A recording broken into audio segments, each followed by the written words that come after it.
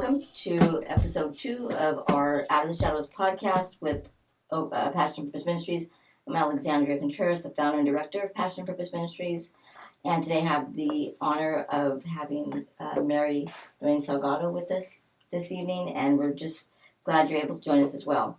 So today's topic is we're going to be talking about the overdose crisis or epidemic, and how that is affecting lives of many people who probably never would have expected their lives to be impacted by this. So we're going to have a very frank and open conversation, and we're hoping that at the end and by the time that we're done, that we will have shared some information that increased your awareness, that helped you maybe understand some things a little bit different or have a different perspective, and also hope that maybe we shared some things that made you say to yourself, oh, hey, I'm not alone. So that is the goal of today's episode, and so we're hoping that it will be something that's beneficial to you and that you'll enjoy just hanging out with us for a little bit. So, Mary, thank you for being here today. I'm so glad. I also want to say that Mary is part of our Passion Purpose team, also known as Voice of Hope. So she's part of our Voice of Hope team. She is an administrative intern from San Joaquin Delta College, and she has been a great blessing to this work and to all that we do. She is phenomenal, and we're very blessed to have her be a part of this. So she also has taken this dive and jumped right in with us, and so I really appreciate that. Thank you for having me. Absolutely. So I think, let me ask you this. So you've been around this work. We met Mary when I did an overdose, a Narcan training, probably about maybe 3 months ago now, 2 months ago. Yeah. So I didn't know her before, but she came to a training, her and her husband, and they came in the training, and afterwards she contacted me and asked if she could somehow, get involved with us, and so it was really from then on, it's just been a great experience to have you here, and so that's how we met. And so maybe my first question to you would be, since you've been around Voice of Hope and the work that we're doing around the opioid epidemic and the overdose crisis, what's been your experience, or what's been your takeaway so far, maybe? Honestly, it's eye-opening to the amount of people that don't know that there's help like that. A lot of people are like, what's Narcan? So it was extremely shocking to hear that there's a lot of people that don't know how to do it, where to get it, anything like that. All right, cool. So if you don't know, so what Narcan is, otherwise known as naloxone, it is a opioid antagonist, it's called. And what that is, if somebody is suffering an overdose from an opioid, Narcan is a medication that you can use as simply as using a nasal spray, like a Flonase. It's a very easy to administer. It's no longer just available to medical professionals, but it's also available now to community members. So we do a training. We show you how to recognize the signs and symptoms of an overdose. We show you how to administer the Narcan, and also we provide you with a Narcan kit. Right now, the laws have changed, so you no longer need a prescription to have Narcan.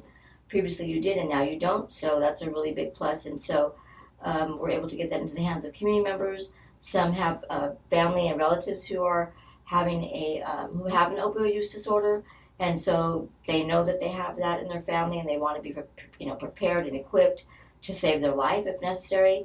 And then for those who don't, but really are wanting to just be a part of this, I'm really going to call it a movement and awareness to save lives of those who may who may have a accidental overdose. I don't believe that most people want to have an overdose. And so if we can get this medication to the hands of everybody and anybody who's willing to take this step, take this training, and literally save a life is really awesome. So that's what we're doing with the opioid overdose awareness. And so, Mary, in talking about this, this topic, right? Let me ask you: did you know about Narcan before you came to the training? Were you really familiar with all of that? It was very vague to me. Mm-hmm. I just knew that it was something that was supposed to be prescribed to people who were prescribed opiates, but I didn't know how to use it, how long it lasted, things like that. I didn't know the details. Okay, but you had heard about it before. Yeah. Okay.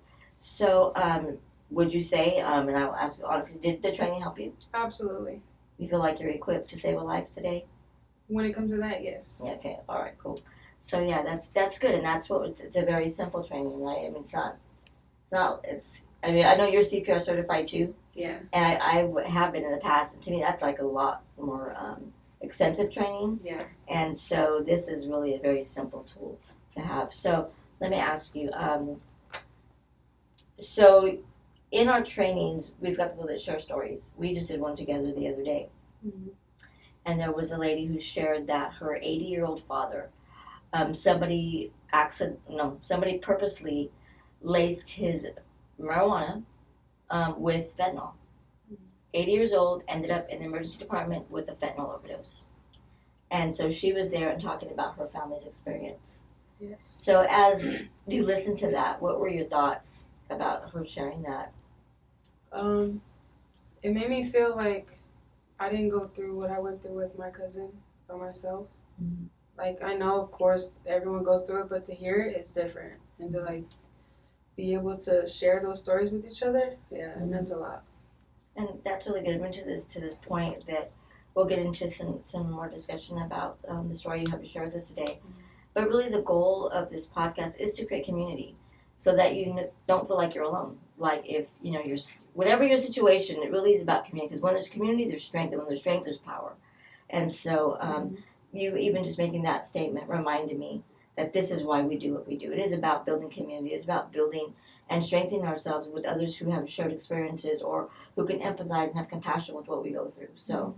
I know that I asked you a few weeks ago if you'd be willing to share a story that you showed me the first day we met or Yes. shortly after. Yes. And so I would like you just to share with our audience today how this opioid overdose epidemic or crisis has impacted your life personally. I've lost family members due to this epidemic. I've watched friends turn into complete strangers due to this epidemic. My ex's family members, they've lost multiple people just due to fentanyl by itself. So it's hard. I can imagine that. I think that, like you said, a lot of people still don't know that this is happening. Or, I go back. I always have a story from the trainings I do, and I worked in a men's recovery program, a live-in program, and the gentleman was from Stockton, and he said, "I've been here all my life." He said, "I did not know about Narcan." He was in recovery for a opioid use disorder. He said he had a sister and a brother, and named many family members who also have an opioid use disorder. He said, "And we don't know anything about this." Mm-hmm. And that just, again, it fuels me to know that this is why this mission is so important, to get the word out to people, to just know. I think that a lot of the time people want to kind of brush these topics under the rug. They don't want it to be real. Yeah. They don't want to have that discussion because a lot of the times it hurts in multiple ways, Yeah. So I think that's a big issue that we have, is just there's not a lot of discussion about it. So what I did is I went ahead and the name of this podcast is Out of the Shadows, and so I thought, well, what does shadows really mean? And I have a concept of my own why I chose that name, but I wanted to read something, and what it says is that shadows is oppressiveness, sadness, and gloom. Mm-hmm. And then it said that it's also, another definition was, it's a refuge from danger or from observation. Mm-hmm. And when you think about people in the shadows, I think about people who aren't really, the other definition was very long. We talked about the place between light and an object or something like that. And so when you think about a shadow, or you think about a movie like somebody, creeping around the side, you think about that person really not being full out in that light or fully present. Right. But just hidden. Mm-hmm. And so when we think about that and the conversations that you're talking about that are not being had in many families, right? I talked about it last week, that there's still the shame. There's still the stigma. There's still that everybody knows, but no one wants to talk about it. Or what do we do? Let's get proactive about it. But it is new. People don't know. Mm-hmm. If you talk to people from back in the day, they'll say, oh, we did this, that, or the other. A lot of creative things to get people out of an overdose state. Or I've heard of people back in the day, they would drive them to the ER, roll them out the car, and take off because they'd be afraid they'd get in trouble for having drugs on them as well, which is still happening today. We heard a story on Saturday with a woman who shared that she Narcaned actually a family member who was in an unhoused encampment, if I'm not mistaken, and that when she got there, nobody wanted to call 911. Everybody was afraid that when help came, that they would be arrested for the fact that either they were probably under the influence, she didn't really say, or maybe they had, substance. I don't really know, but nobody called, and she's like, just call 911. Mm-hmm. And I think that's the other thing is just call 911. When they get there, take off. You hear the sirens, you see them down, then you can go. But as long as they're coming, and that's the other thing is just get the help. Yeah. It's always that first step that's the hardest. Even in that crisis, just call 911 so that person doesn't die, right? Mm-hmm. Because it may not be an overdose. It could be a heart attack, or we don't know. We're not medical professionals generally, right?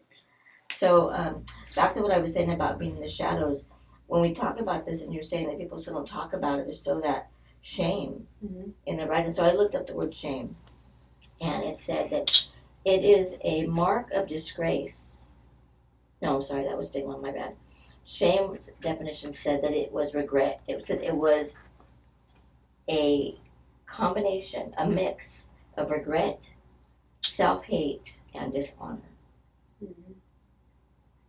I think just sit with those words. There's some heavy words. Mm-hmm. Self-hate, that's deep.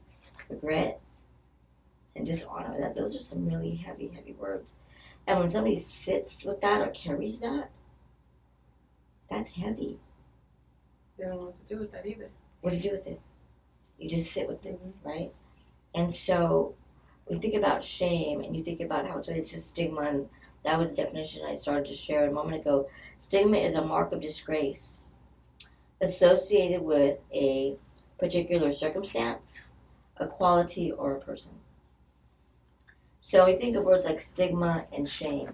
Then you think about substance use disorder, or people use the word addiction, or addict.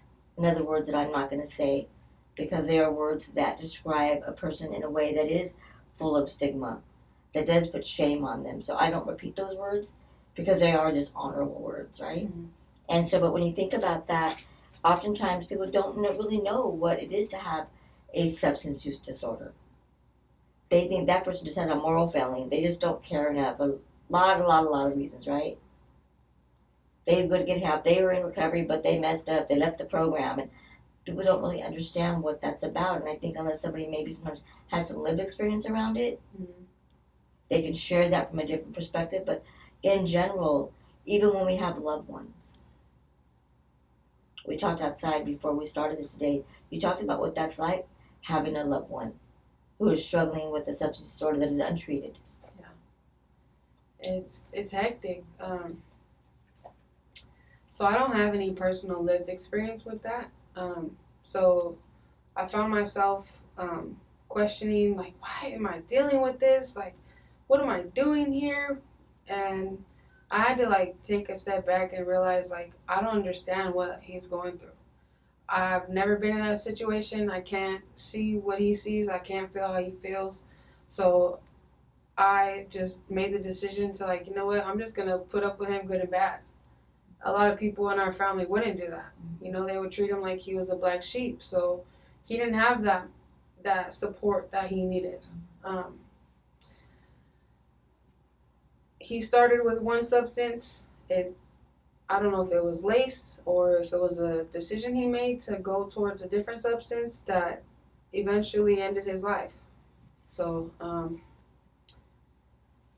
it's just hard. The ups, the downs, you just never know what to expect with these situations. And my best thing that I can say to people who have family members with this situation is just be there. Just be present. You never know if that's the last time you're going to see them. You never know if that's the step that you take is going to, guide them into a better direction. You just don't know. You just do all you can. Love them through it. That's all I can say about that. And I think that, when love is unconditional, and as most folks, we put conditions on everything. Mm-hmm. If you, then me. If you do that, then I'll do this. Yeah. With the saying, you scratch my back, I'll scratch yours. It's always a condition. But to love people unconditionally, and there's words we use like in the mental health profession or in prevention work that says we meet people where they're at. Mm-hmm. Well, when you meet them there, stay there. I don't mean join them. I just mean like you're saying, you're just where they're at all the time. Whether you said it, if it's up, if it's down, if it's good, if it's bad.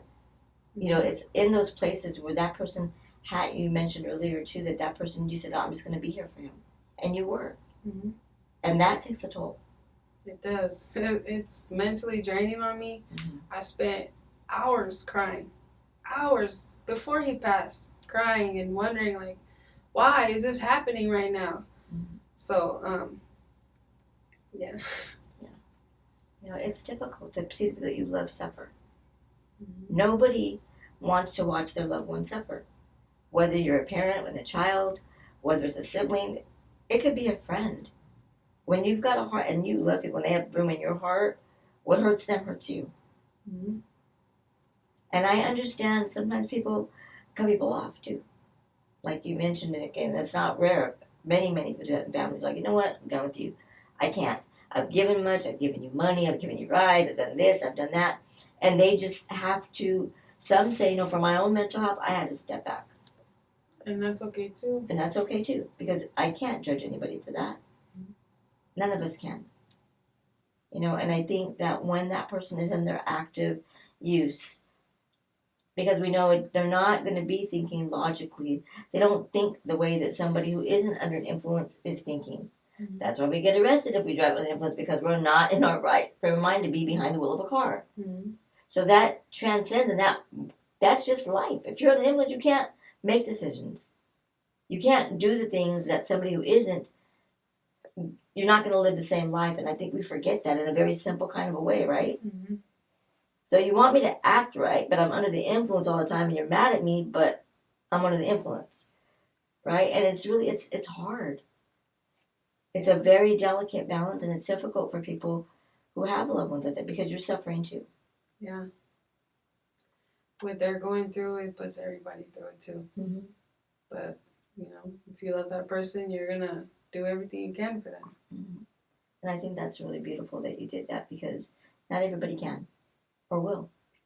I'm not even gonna, I'm gonna be so transparent. Like, I wanted to clock out too. I was like, oh man, I just want this to be done with. I'm not gonna answer.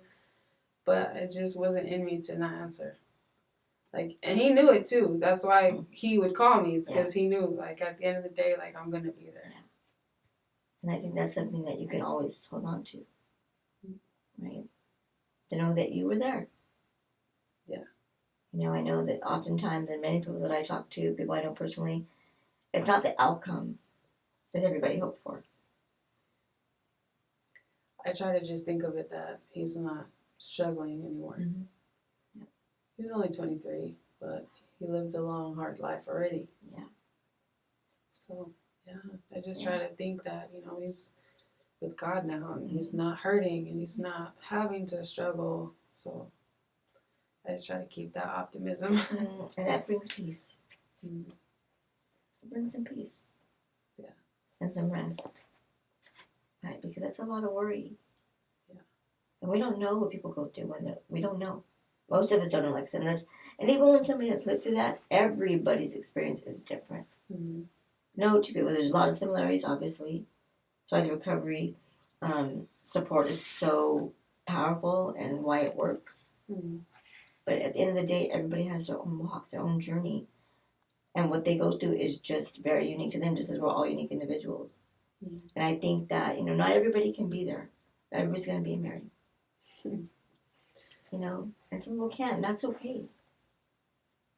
And that is really okay. Yeah. That is really okay.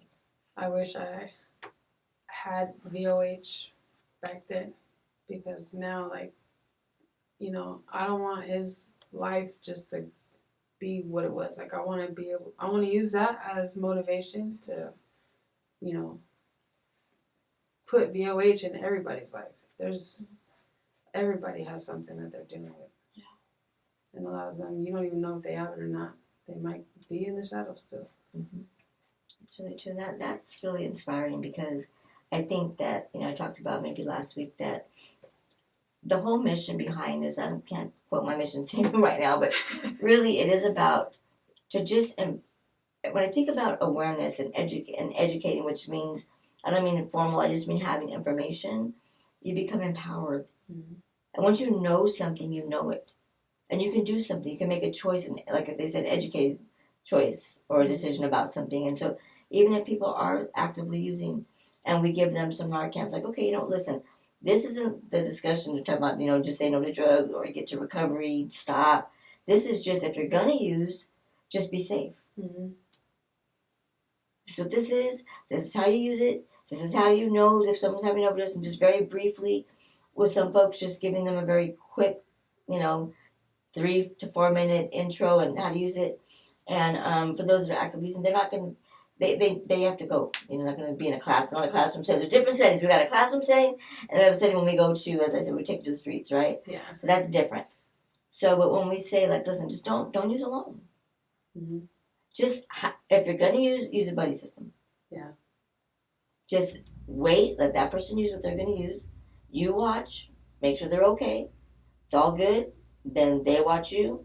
It's all good. And then always have the Narcan right there. Mm-hmm. So someone is just watching to make sure. Have the Narcan on hand. Be equipped. Be prepared. Know how to use it. Know where to get it if you use it all. Yeah.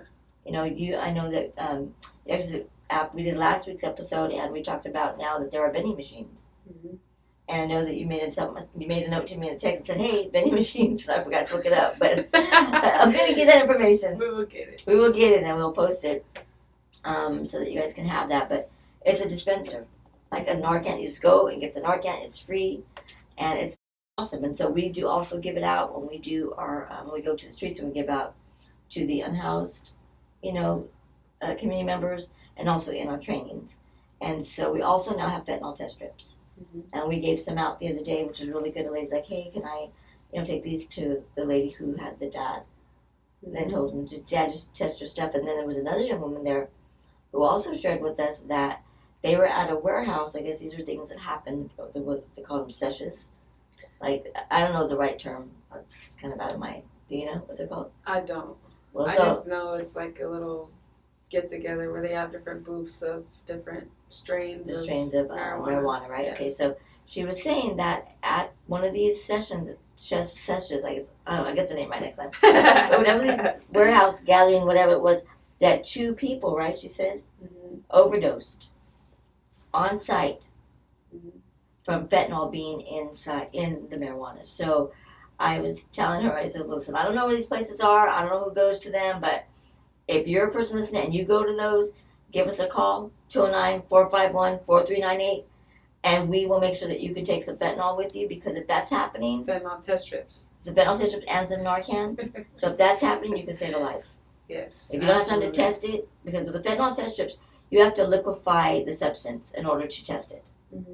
It's a strip, you have to dip it in liquid. So that's not going to happen. Get some Narcan training and then get some Narcan so that you could know how to save a life if you're in those situations. So I didn't know that this was a thing, but I'm glad that I found out. Yeah. Because now I know. Mm-hmm. And so we gave out 25 Yep. fentanyl test strips on Saturday. So we also have those available. So give us a call if you're in need of some. We definitely want to get those in your hands. Mm-hmm. So actually I wanted to talk about, I had a question the other day or recently where someone asked, so when somebody the individual has been saved from an overdose, there's been an overdose reversal, what next, or what happened? And so what I've been told, I don't know like the longer story, but I know that in the moment, matter of fact, on Saturday, the lady said that she used Narcan on somebody and he was out, and that he just like literally like jumped up. It scared her because he just like popped up and took off running. Yeah. Just took off running. And she said she actually, since that day, she hasn't seen him, the loved one of hers. She didn't know, he just took off running. Other people have said, another a friend that I know, Narcan somebody on the street in Oakland, and she said that he just came to and was kind of groggy, and she was like, hey, you just got Narcan, you were overdosing, but help was on the way. So I don't know of anything, I don't have any follow-ups with folks who've been saved from an overdose, necessarily to know how that impacted their life. I do know this, we went to the, I think it was a fentanyl awareness town hall meeting that in conjunction with Public Health and San Joaquin County Office of Education put on, I think it was in October, had a panel. There was a young woman there who said that she was overdosing regularly, maybe more than once a day. Wow. That's Wow. where her addiction or where her substance disorder had her. She was overdosing more than once a day. That reminds me, I was at a tabling event at Victory Park. It was World Mental Health Day. I think was the name of the event. But I was talking about our classes and stuff, and the lady said, "Oh, yeah, I Narcan. I do probably like 3 or 4 a day." Mm-hmm. So now, what's on the other end of that? I don't know. You know what? I do remember one story. It was, I think I shared last weekend. A young woman, 19 years old, 1920, who was Narcan, took a pill, unaware that it was laced with fentanyl, and she was saved with Narcan from the paramedics. Mm-hmm. Her family noticed some different breathing for her, called 911, and I actually asked her if she would come and share her story, if she wanted to, for International Overdose Awareness Day last year. But she wasn't ready to share all that. So I don't know. I haven't followed up with the person that I know that knows her to see, what's, what how that impacted her life in that way. So I don't really know, but I would say this: that if you're watching this and if you have a story, and we would love to hear your story, if you'd like to share, what impact or how Narcan was used to save your life, we would absolutely love to meet you, to talk with you, and say, first of all, we're so glad that you're here. We're glad that Narcan worked for you. And if you're willing to share your story, we would love to be able to talk with you. So yeah, or if you know somebody who's willing to share, we'd love to have that. So is there anything else that you want to share in your experiences, losing a loved one to a fentanyl overdose, and anything else that you would like us to know or that you want to share? I think we covered a lot of it, but my main point in coming is saying that there are family members that do care. There are family members that will ride those waves with you, and it might seem like the odds are against you, or like there's more people that hate on you than there are, which most of the time is true.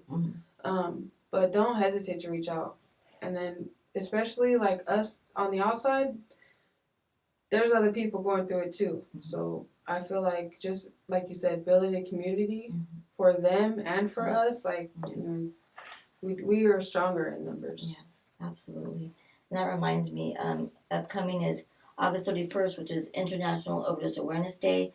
And so we are in the beginning stages of planning something in our community. And really what I'd like to do is, we'll do the Narcan training, of course, and the overdose awareness. But I really would like, my hope is that that people will find community in their loss and in their pain of losing those way too soon to an overdose. So I'm hoping that is something that is a hope of mine, that people will come together and push back out of those shadows, push back, against that shame or the stigma or however we're feeling about our loved one and what their life was like. But last week I was reminded that when we did the training, we gave a little bag with some things in it, and the purple bracelets that we made for I think it was last year or year before last. It said, for the Overdose Awareness Day, it says somebody's someone. Every person that passes from an overdose, every person who is struggling with a substance use disorder or an opioid disorder, is somebody's someone. Their lives have value. They matter. If that's you, you matter. You have worth. You are not your substance use disorder. You happen to be a person with a substance use disorder, but that is not who you are, the totality of your being. So know this, and know that there are those that want to support you. There are those that want to provide you with information, if that helps you in any way along your journey, whatever that looks like for you. Again, I gave our number earlier. It's 209-451-4398. Give us a call. We've got resources and referral services. We can help you get, linked up to services if that's what you want. But give us a call, and let's see how we could be of service to you or to your loved ones. One final thing in closing: would you like to share anything special about your loved one? Any fond memory, or just a snippet of who this loved one is to you? Like the biggest memory, like even to this day, I'll go in my cabinet. So my uncle would gift us diamond almonds every year for Christmas, and my dad is just sick of it, you know. So we'd have a bunch of them in the cabinet. And my cousin, he would ride his bike home from school, but on his way home is our house. So he would stop by, and it didn't matter who was home, whoever would answer the door, they'd let him in, get him water, and like his favorite snack was those dang almonds. So yeah, that's just one thing that I'll always remember him by, and it's just so funny that like his nickname is also Peanut. So yeah, every time I see almonds, I think of him. That's beautiful. Thank you so much for sharing your heart with us today, for coming out of the shadows, from being able to just speak about this, because as we know, we've talked that some people aren't ready, and that's okay. We respect that, but I want to honor you and honor you. Is it your cousin? Yes. And his life and what he left behind with you. Thank you so much. Thank you so much. So again, if you have any questions, if you'd like to reach out, please let us be a hand to you in any kind of way that we can, and we'll be back again next week, hopefully with another topic that is engaging, one that you are interested in. And again, as I mentioned before, in the comments, if you'd like to have a topic that we haven't covered, or you want to give us some ideas, we are brand new at this, but we are excited to move it forward. Yeah. And so yeah, for sure, engage with us, let us know, and we hope you come back again. And in the meantime, take care, stay safe, and come out of the shadows.